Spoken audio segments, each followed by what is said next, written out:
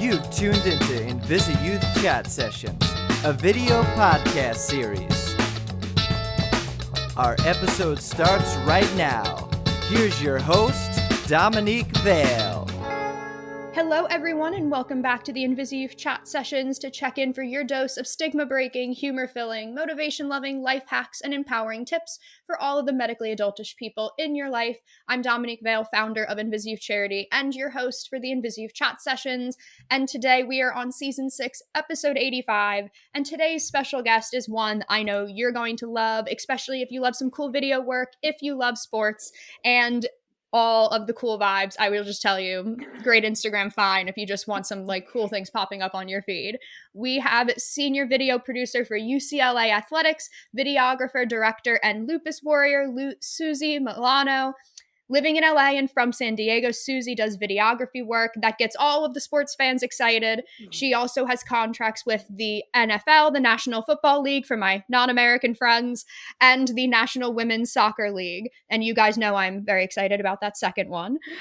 She has even won multiple awards in 2022 and 2023 for her series Westwood as a season of the UCLA men's basketball team. And as an avid sports lover herself, Suzi has played sports like volleyball and basketball in her past. And so when she got her dream job working in video production at UCLA Athletics in 2019, it was an absolute dream. Around the same time, Suzi began dealing with some excruciating pain operating camera equipment. And after going to different doctors and rheumatologists, she was diagnosed with lupus, which is an illness of the immune system attacking its own cells and tissues. After getting the diagnosis, some different health issues and symptoms that had popped up during Suzi's college years finally kind of aligned to what was happening, and Suzi found that clarity and now a new direction of moving forward with her life and passions with her health. So while knowing life would change, Suzi has been so determined to not only raise awareness for the lupus community, but also simultaneously never giving up on her dream and continuing to grow her outstanding videography and video production work, especially in the sports world. And she is just getting started. So Suzi, welcome to the show. That was so nice. Thank you. Of course, you can clip that. You're like, add it to my resume when people ask for my work. I love it. Well, thank you. I'm excited to be here. Yes, I'm going to have so much fun with Suzi. As you guys know, we all are encouraging. You will see that popping up reminder to subscribe now if you have not clicked that subscribe button on YouTube or on any of the podcast platforms like Spotify and Apple Podcasts you are listening or watching on. Make sure you have about 58 more minutes to click that subscribe button, and you will have fun in the next 4 segments. You have our also favorite story time segments, rapid fire, and some fun empowerment segments. So you are going to enjoy it. So make sure you click that subscribe to the video podcast channel. And without further ado, we will be jumping into our first segment, First Few Words. First few words.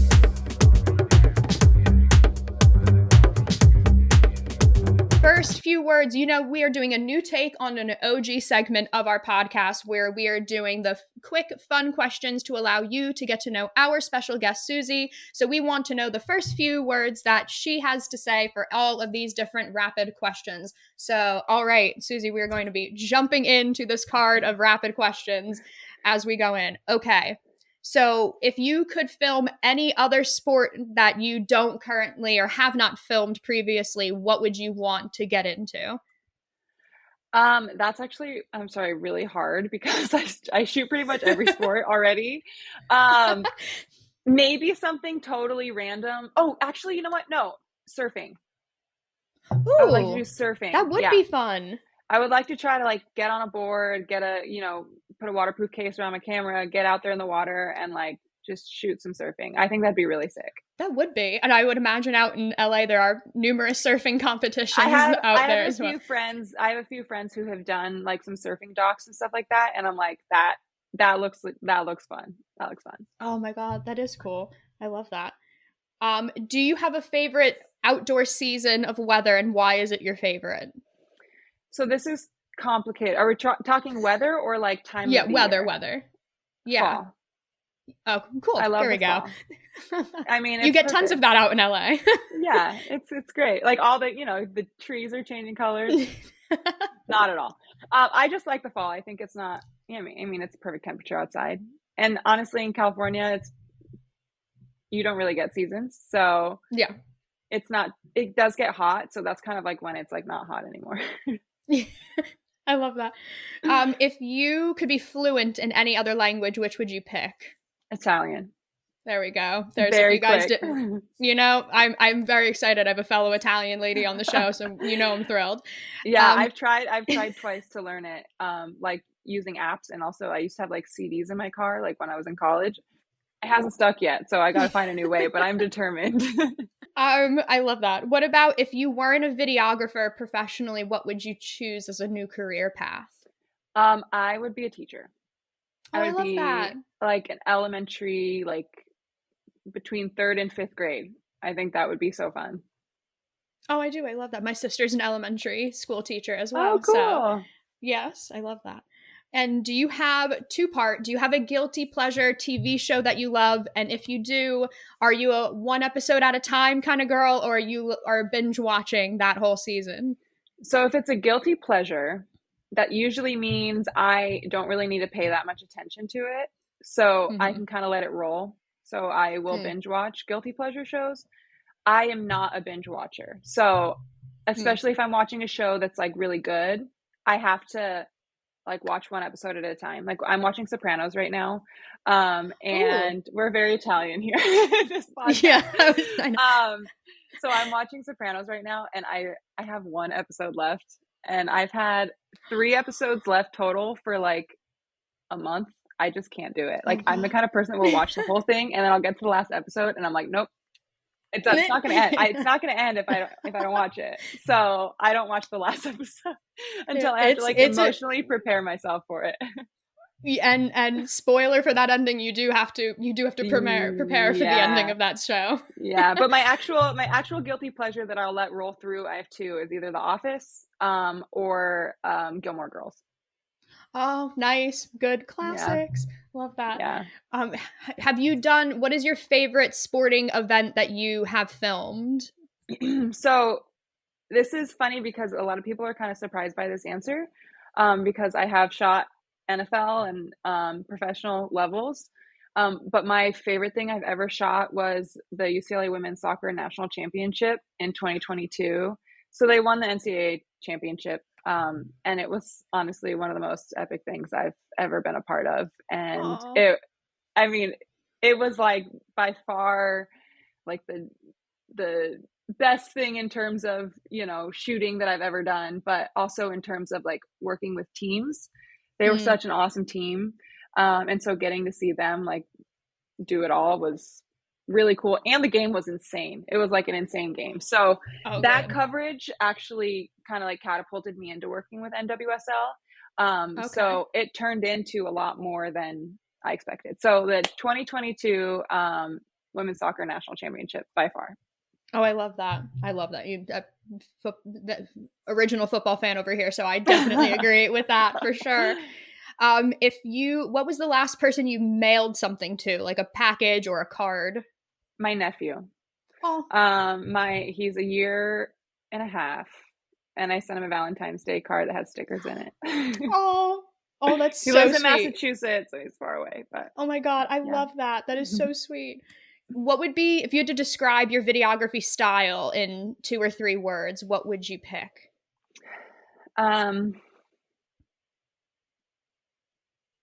Authentic, personal, and I like to say colorful, because I think a lot of people in our world are scared of color. And I love that. I'm not scared of color. I love color. I know. I those do align very well with your videos that I've seen. So I do. I agree with that too. Thanks. Do you have a random piece of videography equipment that is like your favorite or your go-to that you, besides your actual camera, that you're like, this has to be in the bag? Obviously you would say your camera, but besides that. Yeah. I don't know about, actually, yes. This is going to be weird. Tape. I have to have tape. at all times. Like if there's something specific that I'm like, put this in your camera bag, it's tape, because like gaffer's tape, like you don't know when you're going to ever need it. I use it for so many things. That's kind of my secret thing I have in my bag, that I'll always have in my bag. But the number one thing right now that I'm kind of obsessed with, I wouldn't say is always in my bag because I don't always get to use it, but I wish I could use it every time I shot, is the 100 to 300 millimeter lens that we've been working with. It's a 100 to 300 Canon. It's a 2.8, and it's just beautiful. It's beautiful. And I'm like, this is the only lens I ever want to use. It's not practical for a lot of stuff, but when you do get to use it, you're like, whew, this is pretty. I love that. Oh my God, that's great. I already know the answer to this, so might see if you could be a little extra specific, but if you could have a home in a second place, where would your home be? So Italy. Yeah. Of course. I know. Probably. So my family is from a small town in northern Italy called Entraque, and it's really close to the French Alps. So somewhere up near family would be really cool. Oh, nice. Yeah, but I also love Florence.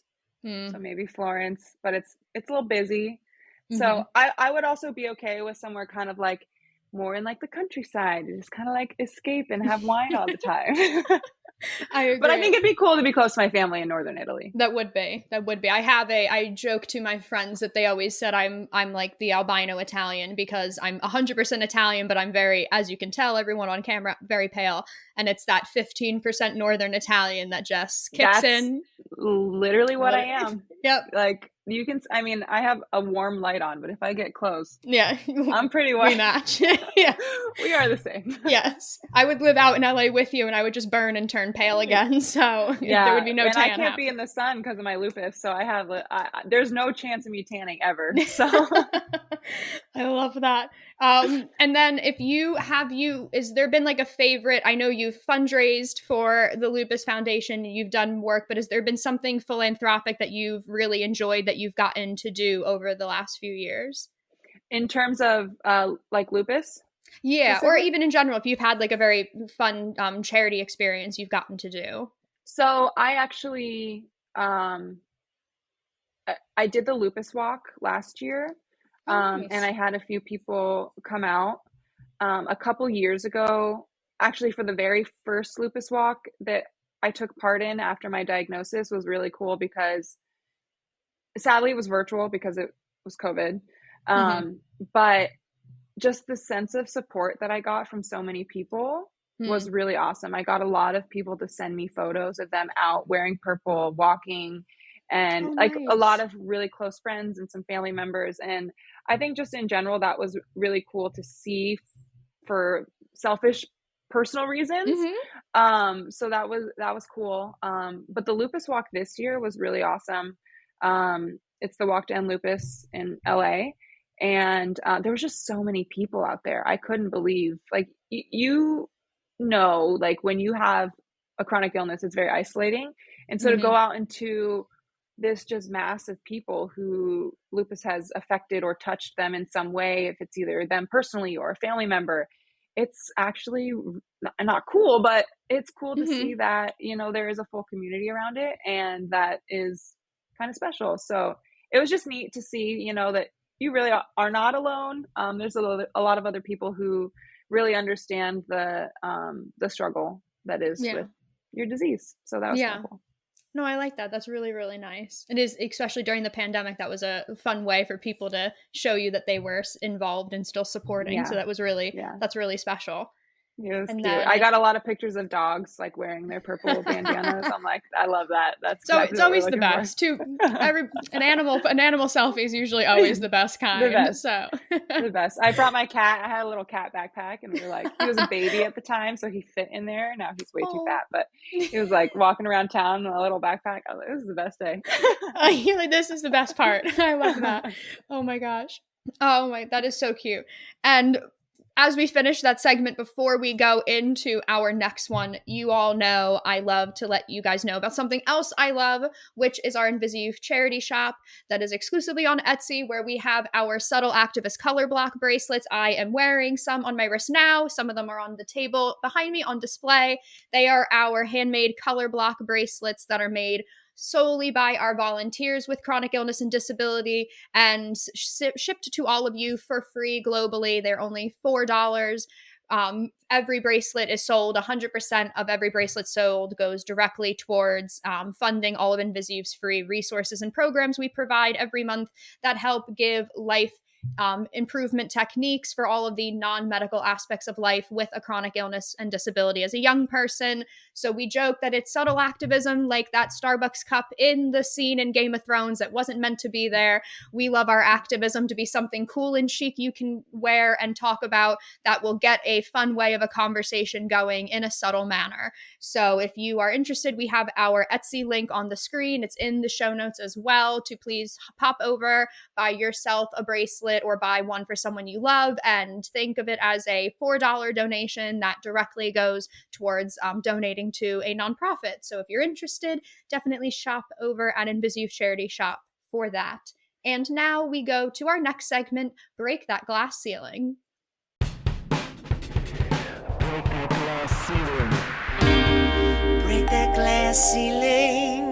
With Break That Glass Ceiling, we are taking the conversation of one's passions and mission and getting that conversation started on a topic that sometimes can go under discussed in a lot of ways. And given Suzi's love and success in videography work, especially in the sports world, we wanted to learn more about where that passion came from, breaking through those stigmas, obviously metaphorical glass ceilings, if we will, and how to continue loving and thriving in your passions as young people with chronic illness as well. So for you, I know sports was a big part of your upbringing, being athletic and playing sports, but then how have you always been drawn to videography work and then shifted into the lane naturally of wanting to do a lot in sports, or how did that kind of combination come about for you? So it's really interesting because I know a lot of people think like, oh, she played a lot of sports when she was little, that must be why. It is a big part of it, but I also was very into being on stage. So I was in theater. I did ballet for, I mean, I'm still doing ballet when I can, when my body will allow me to. So it's more of like the theatrical aspect combined with my love for sports. I actually started out in this industry as a reporter. So I was on air, I was on camera for 6 years. Yeah. So my first job out, I went to school for film, television, digital media, FTDM, sports specific, and with the intention of being a reporter, being on air. Because to be completely honest with you, as a female, when you think about jobs working in sports, that's one of the first things your brain does, right? And I also thought, well, I like being on stage. I like, entertaining people. I like all of that. So it makes sense. I can be on air and talk about sports. It's kind of like the perfect marriage. Yeah.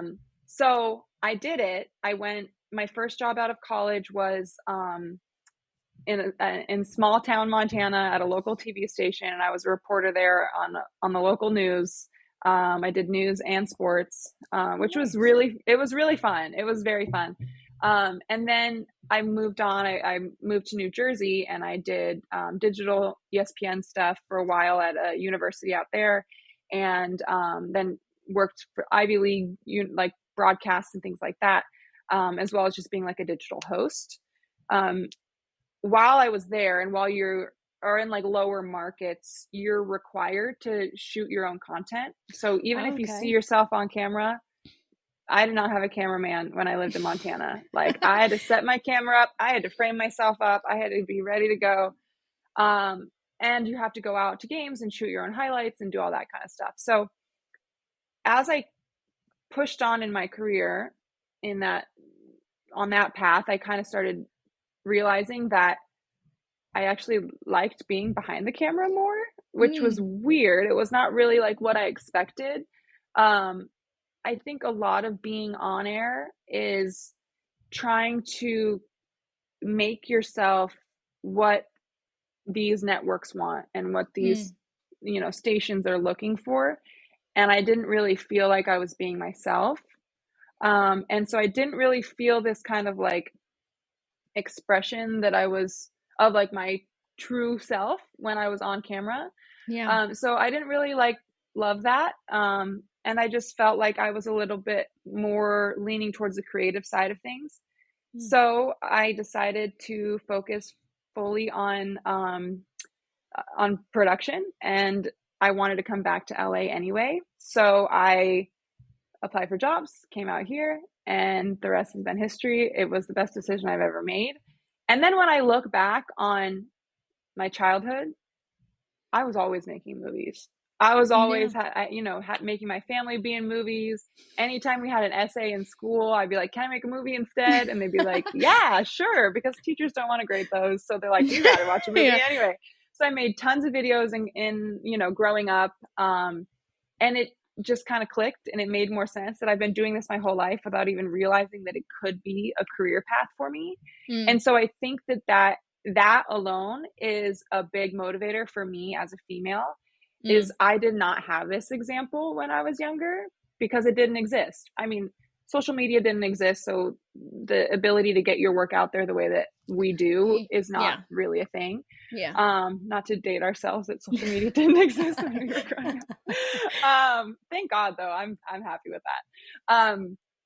But social media didn't exist, so what you saw as a female working in film and TV or sports in general was an actress or a reporter. Yeah. And so now that there are more women that are, physically shooting and directing and editing and all of that, it's exciting for me to be able to be very outward about that and open about that, so that there are, younger girls that were like me that can say, oh, that's what I want to do, because it took me a long time to figure it out, and I don't want it to take that long.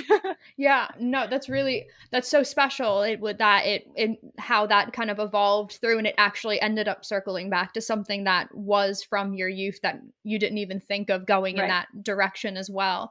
And even kind of going off of that too, like you had mentioned, you even in your videography work, in obviously predominantly doing with sports as well, you shoot men's sports and women's sports, and you are in that kind of videography community that is a little more predominantly male at times. Have you noticed in your line of work things that might have there improvements in diversifying that you're enjoying as your time goes on, or what working in one space or another, if you're working in male sports or in female sports, how you feel like different experiences are coming up for you being a woman, a female videographer, and working with other women or working with females in sports versus men in sports, how that kind of has worked for you and what that is?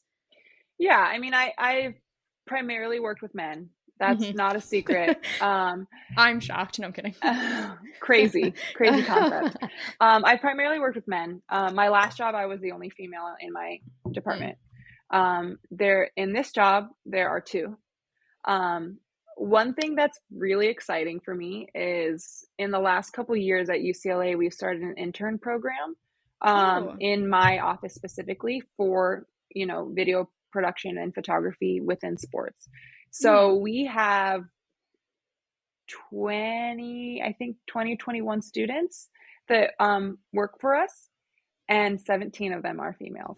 Nice. Yeah. That's exciting. So I am like really excited about that. It's super cool to see because truthfully, they stick, they work hard, they're very eager to learn, and it's really cool to be able to, help them through that. So as much as I would like to say a lot of the world is changing, it's still a very slow process. But it's exciting that we at UCLA are a part of that, and we are, doing what we can to, help these young women have equal opportunity in the sports world. So it's really, really cool to see so many have an interest in it, and to see the environment that we've created that they feel comfortable staying in it. That's exciting for me. I love that. One thing I will say is the NWSL so for the NFL, and NWSL, my title is LCC. So a live content creator. So that basically means you're shooting live games and you're sending footage back live. So there's a touchdown. I'm running back into the media room and I'm editing it and sending it off to the people in the NFL studios so that they can get it on social media. So it's literally as live as it could be. People are still unhappy with the speed, or like, we're literally saying this in the game, like, relax. You're like, do I need to hoverboard to the editing room? I'm like, how fast do you think we can run a freaking football field with a 20-pound camera in our arms? I know. Like, are you crazy? So anyway, the NWSL, being a professional women's sport organization, they put a huge emphasis on female creators. Oh, good. So that's really, really cool.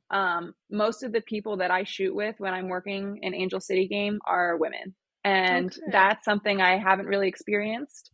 The NFL, they're not with me because I don't work with any women at NFL, but across the country, the NFL, the LCC program as a whole has a ton of really talented women. So it's cool to see, you know, organizations as big as the NFL be like, we want to, you know, take women on. We want to help women, you know, evolve in this world. And it's just super awesome to see that NWSL is, you know, staying true to brand and emphasizing how important it is, you know, for women to have equal opportunity. So it's cool. It's definitely changing. It's definitely significantly better than when I started or, you know, entered into the professional world like 12 years ago now, I guess. Yeah, that's not right. So I've had the horror stories that a lot of women have when they work in a male-dominated industry, and definitely things that you don't realize are affecting you as much as they are. And then you revisit and you're like, okay, that wasn't cool. So I've had those experiences for sure. The older that I get and the more evolved I am in this world, it's more evident to me. And it's more evident to me what we need to do as women to stop things like that from happening. So I think in general, we're heading in the right direction. We've made some big strides. We're not there yet, but it's good things ahead for sure. No, I appreciate that, because it showcases that something so simple, what people don't realize is that quality of work isn't defined by gender or any, it's your experience and talent and sort of the work you put in. And so that showcasing that camaraderie of like you said, with the NWSL and making that really intentional, and then also in more male dominated sports like the NFL, and then even you doing UCLA where it's collegiate, and so that is mixed on both ends of how that works as well, to showcase that there is such talent comes from it just being grown and developed, and you don't have to lean it one way or the other. I think that's important for people to kind of notice that really comes from the work that an individual puts in, and not just they might have experienced the sport personally, and so they'll look at it in a different lens, but that also sometimes doesn't breed the skill set that somebody does if they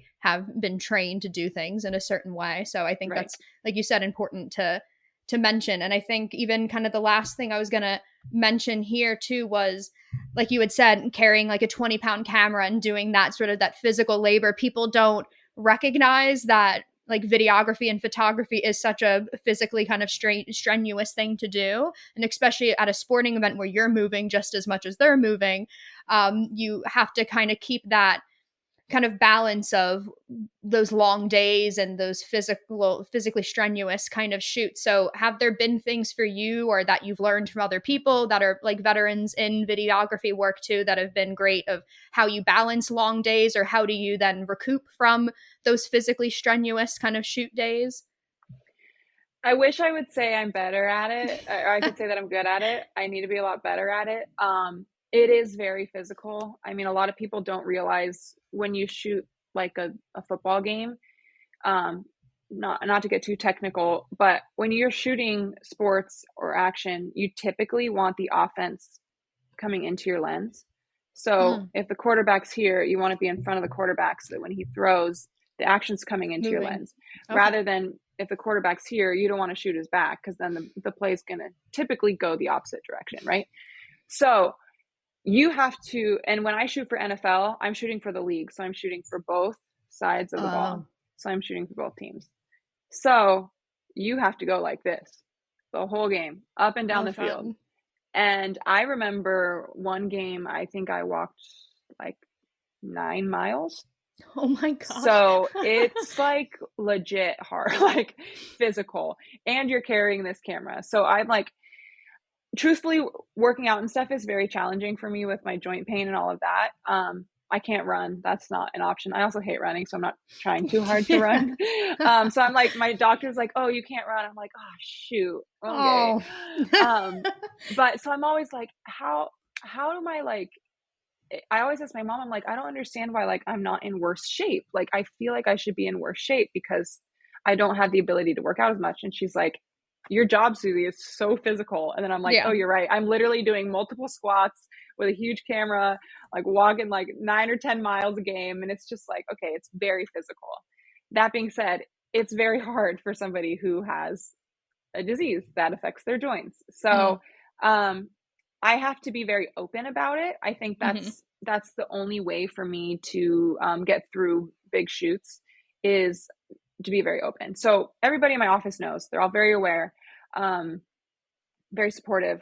My boss is the best. He's very, very supportive. I have a thing with my hands where I actually have a lot of pain in my hands. My doctor thinks that because my swelling was so extreme when I first was diagnosed that I have some permanent nerve damage in my hands. So there's a lot of times where I just like can't really feel them, which is kind of crazy because I'm literally working with cameras all day. But I don't really trust myself holding things. Like I break things all the like I've dropped plates and shattered them on my counters. Like things like that happen to me a lot. So there's a lot of times where like I can't tighten a clip hard enough or, enough to get it to be, so I have to occasionally hand a camera over. Can you put this on there? Can you add this? So, cause my hands just like are not working today. Yeah. So I have coworkers who are there to help me, which is very nice. Otherwise, it would be really challenging. But the other thing is, you will definitely see me shooting with a camera strap at all times around my neck because I just don't trust my hands to hold the camera. So I need that extra support pretty much at all times unless I'm on some kind of tripod. So that is a big deal for me. It's just making sure I don't drop the camera. That's very important.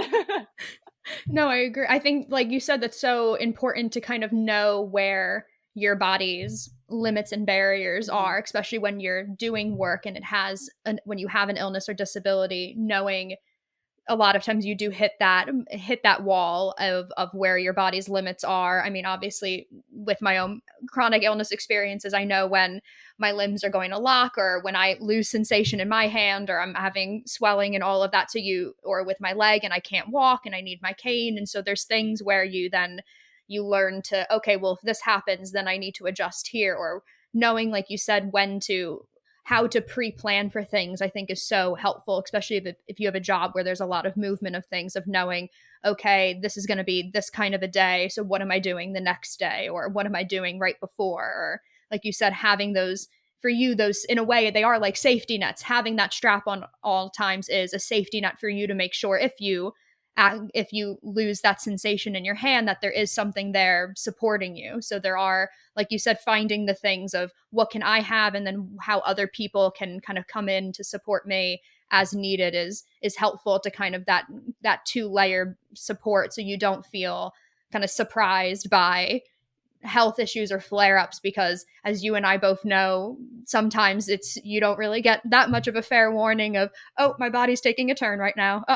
So it's helpful, like you said, as many as you can find those caveats and parameters for yourself when you have a job. I think for a lot of young people, that's helpful to know that you can kind of look at, all right, how does my body handle flare-ups, and then, okay, where can I maybe fill in those holes preventatively is really is good advice for people to have. Yeah, I think it's definitely one of the harder things for me in this whole process of learning about my body and the new things it's doing and all of that is asking for help. And I think that is really challenging for me. So what I've realized what I have to do is to just be very open. I have to be open. I sometimes wish people knew when I needed help so that I didn't have to ask for it, but that does not exist. I know. So we're learning that the hard way. But I think I'm getting better at it. But asking for help when you need it is so important. And I don't really understand why we don't want to ask for help. But like there's something inside that I'm like, I can do this on my own. Yeah. Don't do Whoever's listening to this that is new, don't do it. Just get used to asking for help because it's okay to have help. Yeah. Moral of the story, ask for help if you need it. Exactly. We always say independence doesn't mean on your own at all times. Yes. Independence is a way of being. And if other people are involved to allow you to independence, that is how you gain your independence. So I agree with that 100%. And guys, we are halfway through this episode now. We are going into our final 2 segments with Suzi very soon. Guys, you can hold on. We're getting to our story time segment. So before we get there, which we all know is your favorite, we like to thank everybody for following the InvisiYouth Chat Sessions, for subscribing on our YouTube show. If you've been watching, please make sure you have done that already. Or if you're listening on Apple Podcasts or Spotify, make sure you are clicking those subscribe links, leaving that sort of thumbs up 5-star, if you will, helping us out. Or as we always say, we drop our nonprofits donate link below, because 100% of every donation that comes into InvisiYouth goes directly back towards funding all of our free resources and programs that help young people living with chronic illness and disability in the 11 countries that our resources are now downloaded in, for them to have tangible advice and resources on how to navigate life with a chronic illness and disability and the non-medical aspects that their health impacts. So every donation counts. We always thank you guys. It keeps all of our lights on and all of our programming free for these incredible young people. So if you're able to donate or share that link for someone to donate on your behalf, we immensely appreciate it. And now, without further ado, it's all of our favorite segments. It's So That One Time. So that one time. So That One Time, as you guys know, is our favorite storytime intermission segment where our guests get to tell us a fun life story of theirs, and I get to take a break and drink my coffee. So, Suzi, the mic is yours. Okay, well, I'm still very early on in my diagnosis. I mean, I consider early on knowing it's going to be forever. So I was diagnosed in 2019. And to me, 4 or 5 years is pretty short. It's I early, would say, yeah. right? So I don't know if I have too many funny stories yet, but one thing that I would say is, like, in regards to my diagnosis, when I was first diagnosed, before I was diagnosed, when I first started showing some really physical signs, I started losing my hair, which is common. If you have lupus, it's common if you have any kind of stress condition or anything like that, or, you know, it happens. Yep. It was pretty quick that I started noticing some bald spots. So I kind of lost it around the tops of my ears right here, and then a couple random spots in the back. So I didn't like lose all of it. Like we said 100,000 times on this episode, we are Italian. So I have a lot of really thick hair. So thank God, because it could have gotten pretty bad.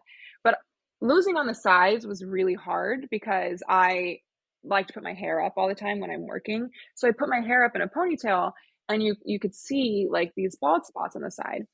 And I did not know what the heck was going on. And so I'm like, what do I do? Like, I want to be able to put my hair up. So I had to think of like every possible way to kind of like cover like the bald spots. And I started using, because I didn't even know that this was like a thing that people really dealt with. Yeah.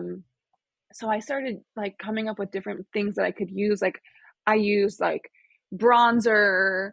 I bought like dark skin color like makeup that I like put in my hair. I don't know why I didn't just think like, oh, colored hairspray. Like that should have been like my first thought. I was gonna say.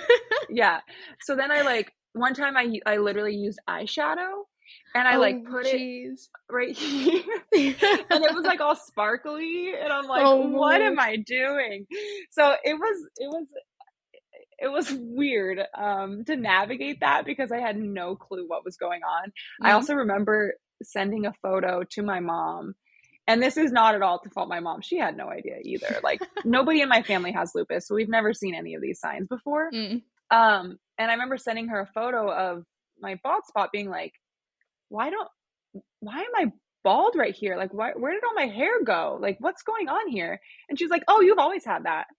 And I was like, what? I definitely have not, because you can see like my scalp right here. Like I'll send you photos. Like it was totally bald. So I was like, definitely not, Mom, but okay. Like, so, I mean, it's not like that. That's probably like one of the funnier things that's happened to me. But in general, like this disease is challenging. And I do feel like personally, the only way I'm going to get through it is if I have like a good sense of humor around things. Yeah. Sometimes things suck so much that like you can't help it, just like have a pity party for a minute. But in general, I think I have a pretty good outlook on the whole thing. And I also I kind of have a dark sense of humor. So I will make jokes about it, like, which is definitely like a coping mechanism, but like I'll make jokes about it like in front of my coworkers occasionally, and they get like, or my friends or people that are not like, you know, used to that, they get like so uncomfortable and they're like, oh, I'm like, no, like I'm joking, like it's okay. Like I say it's stupid things like, well, you know, I'm gonna die way before you anyway, like, you know, stuff like that. It's like not even like real. And like I'm like, oh well, you know, I have a disease, like whatever. And they like are like, oh, yep. You know, I'm like, no, like it's funny, like it's okay. If so I laugh, you laugh. Right. Like in that sense, like I think in general, I'm mentally like I deal with it with humor. But I'm still in the phase where my symptoms are shocking. So I'm not totally sure they're quite hilarious yet, but they will be. And as someone with a chronic illness that hair loss has happened to as well, I can relate. Definitely, I didn't even discover hair topics and that work until my sister's wedding 3 years ago, and the hairstylist went, you can just, it comes out right when you shampoo and it'll just right there for you. And I went, that's great. I've just struggled slowly pushing my hair into different positions. So 100%. I was like, I should have Googled it. Yeah. And I have like, once it starts growing back, that's like a whole other story. Like I look like a clown because they were just like little baby like, hairs. I'm like, great. And then they started growing back here, which I didn't realize I had as many bald spots in the back as I did, because then my hair would just like stick out. And I'm like, this luckily it was COVID, so like I got really lucky. Nobody knew. I didn't go outside. But like it was good oh my times. God, I love that. Oh my God, that is perfect story time story. So as a fellow Italian with hair and then having hair loss, I can relate to the entire experience. So I enjoyed your story. I lost my eyebrows too, which as an Italian, you know, is devastating. You have, for the last 45 minutes, everyone saw the expression in my eyes, so they know I love these. Oh my God, guys, this is where I'm so excited, but I'm also so sad. We're going into our last segment with Suzi, so hold on, everyone. We're in one of my personal favorites coming up right now. We are going Path to Power. Path to Power.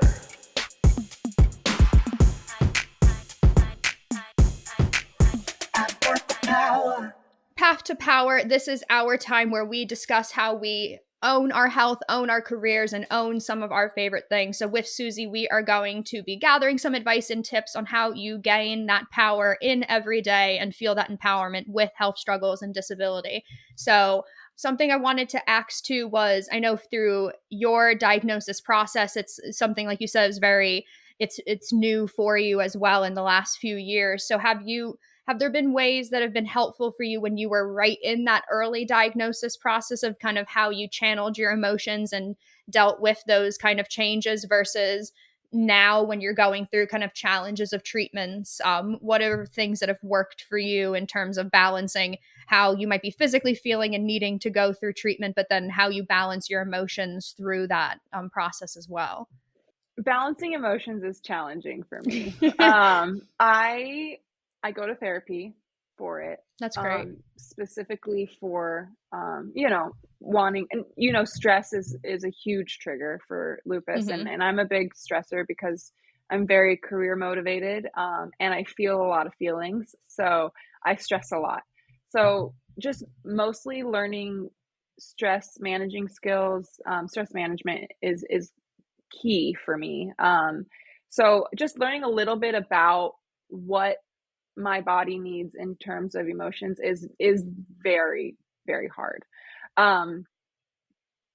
In the beginning, it was new. So there was a sense of shock, I think. But I'm also very motivated person, which I think really, really was helpful and is still very helpful. I don't lack motivation. There's never a part of me that is like, I can't do this, because I've always been the kind of person that's kind of a go-getter and all of that. So I think that when I was first diagnosed, I was shocked because nobody in my family has anything like this. But it was also kind of like okay, like I can do this, I can manage this, I can figure this out, because I've always kind of been that way. So I think that that's been really, really big. But I think, like I mentioned earlier in the podcast, that one of the biggest things I've had to learn is asking for help.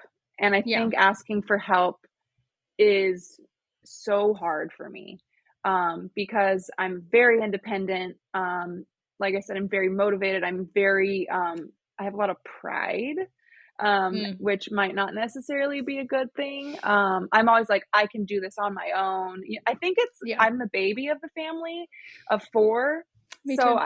I think that is part of it. Like, you've always kind of been there to like fend for yourself. You know what I mean? You're kind of like, so I think I've always had that approach to it in general, which is not, I don't necessarily think it's bad, but I do think the aspect of asking for help was very challenging, but I think it's key. I know it's key. Relying on other people and having help is genuinely the only way that I can do what I've done, and gotten to where I think my health would be significantly worse if I didn't have the help that I did. And as you can see online, I'm very open about everything. I'm not scared to talk about it. I don't hide anything. I actually really enjoy when people ask me about it, because I feel like I want to tell people that there's things like this out there. But in general, I think involving other people is big for me, and knowing that I'm not actually doing this by myself, but it's the actual act of getting there to ask for the help that's the challenging part. So managing emotions and the physical aspect of it is definitely not something you can do by yourself.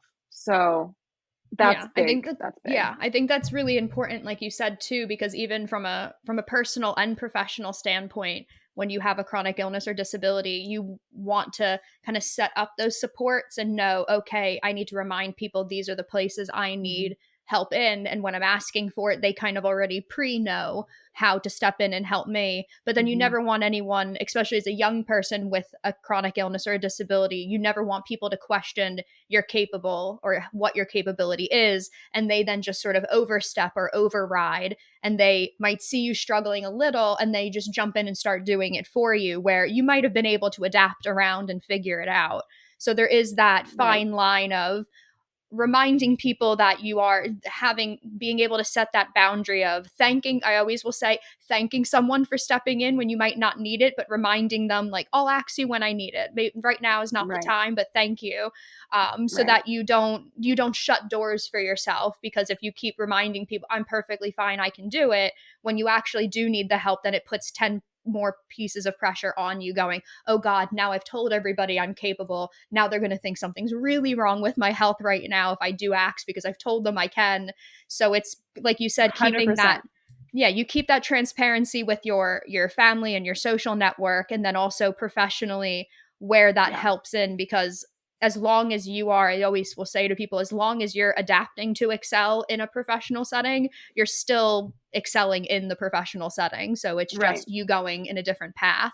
And I think even I wanted to ask you that too, because you, right when you stepped into, like you said, with your career doing, especially doing video production work and getting that job at UCLA Athletics, and it's sort of like this dream role for you, right? Kind of simultaneously coincided with your lupus diagnosis. And so for a lot of people, especially that are new in their diagnosis process or new into the career journey while having an illness or disability, it's that worry of, can I do the thing that I love if I'm worrying about my health's role in it?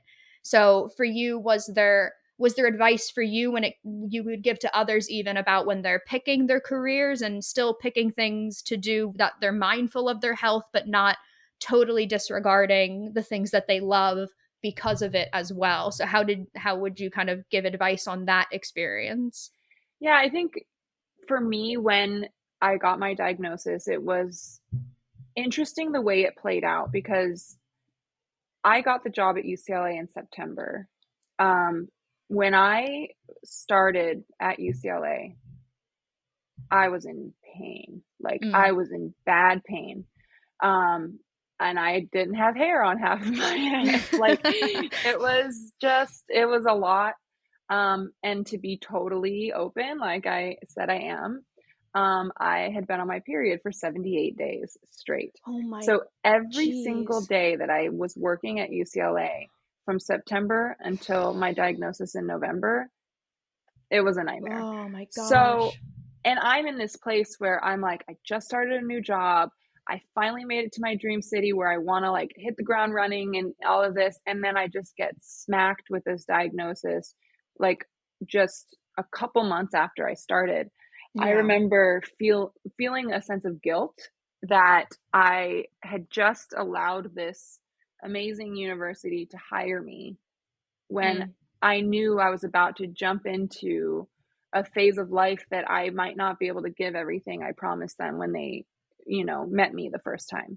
And so I think in general that was like a sense of fear, but I knew the only way I could get anything to make me feel better was to be, like I said, open about it.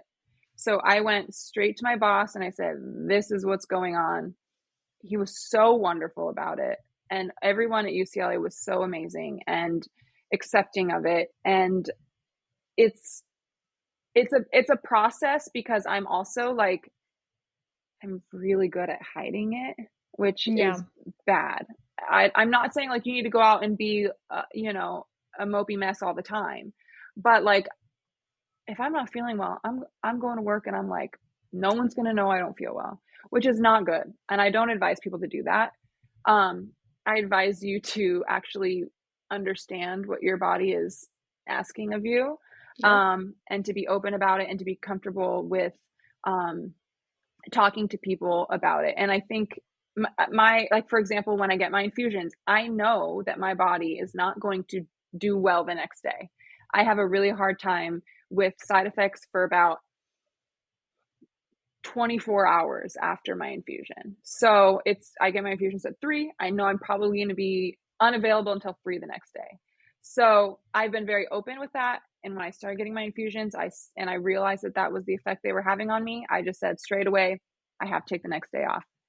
And they were totally accepting of that. And that has been the norm for me. And that I know is what I need. So I think just making sure you're in an environment that understands that you need a little extra, being open with them about it, filling them in when you're not feeling great, is important. And I think that is a game changer, and hiding it is not going to help even as much as you want to. I think it's hard because as a female in my industry, you're already slightly doubted. So adding in a diagnosis or a disease that might challenge your ability to work, makes it even harder. And so I think it's natural for you to kind of want to pretend like it's not happening or just not let anybody in on it. But that's just going to hurt you. So letting people in on it and having more of an understanding around your situation is truthfully the only way that it's going to work. Yeah, no, definitely. I think it's really, like you said, it's reminding yourself that like, you can feel frustrated because it's something you can't control, but allowing yourself to put in those setups of, this is the career I want. And if I love my career, I'm going to want to be more creative to find ways to adapt my health with it and do things around it. But then also knowing, as I'll always say to people, is if you have to have a job that just works functionally for you and you're okay with, make sure you always have like a passion, hobby, or something else you're doing so that you're enjoying something that might not be your job, but it is your passion, hobby that you do outside of it. So you always allow yourself to have that outlet, whether it's your career or it's your hobby. Do something that works well for both ends, because professionally you can kind of always find ways to adapt both. As much as I love my nonprofit, it's being the one in charge and having health issues. It's incredible. I don't have people to answer to. I am the one that answers to myself as the one in charge. So I'm the only one who would dictate if I'm going to balance my own health issues with timelines and deadlines. So you do have to allow yourself that grace, and then allow other people to know, hey, if I need to ask you for something, this is really important. So I love that you pointed that out. And then I wanted to ask one final question as well for Path to Power. If you could say one thing to 2018, 2019 pre-lupus diagnosis Suzi about what 2024 Suzi would be all about, what would be the thing you would say to her? Ooh, this one's really challenging. I would say that it's going to be hard, but it's going to be rewarding. I think knowing that I have this and that I'm able to still provide for myself the life that I'm aiming for and, work towards that is a really rewarding experience. It's almost an added level of reward, knowing that I am overcoming something personal that is really, really challenging. So even though it sucks at times, it is going to add an extra element of success that you didn't know you needed. So feeling successful in my health journey is very important, almost if not more important than your career journey, right? Yeah. And it's just not something that I think 2018 me would have ever even thought I needed to focus on, because it's not common to be young and to have these kinds of health challenges. But I do think in general that this is an added sense of success, I think, knowing that you are doing what you want to do and you are taking care of yourself, even though the process might be slower than you want. But it's still, you're doing it and you're thriving and you're succeeding in both aspects of your life. So I think that I would tell her to not get discouraged, because you're still going to feel that sense of success that you need to, drive your life forward, which is just very important to me. So accomplishments and feeling, that reward of working hard is very important to me. And as weird as it is, having an extra challenge gives you an extra reward, right? So I think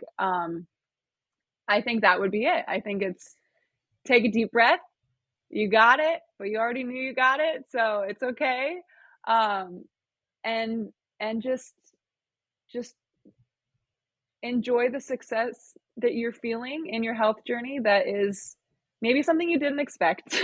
Yeah, I love that. It's you were going to feel rewarded and successful, but you're going to have an extra layer to it that's now going to feel even more sweet. I really That's a Exactly. beautiful way to end this podcast episode. Suzi, I had so much fun with you as a special guest, and I want to make sure everybody can find you online and find all of these phenomenal video pieces that I keep raving about for the last hour. So where can people find you?